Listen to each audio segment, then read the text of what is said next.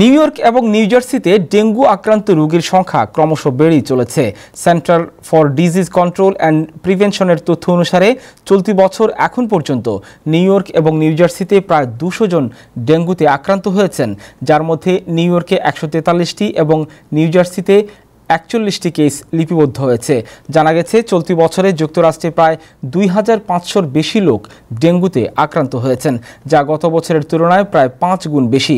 পুয়ার্তো রিকোতে 1700টি case লিপিবদ্ধ করা হয়েছে।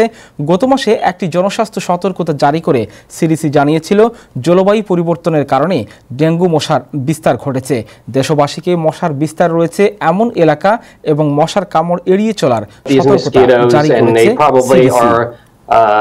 Increasing in number. I think there's these mosquitoes, and they probably are increasing in number. I think there's not a lot of mosquito control in a lot of these countries, so you start to have a lot of mosquitoes that have it, and these mosquitoes actually can bite during the daytime.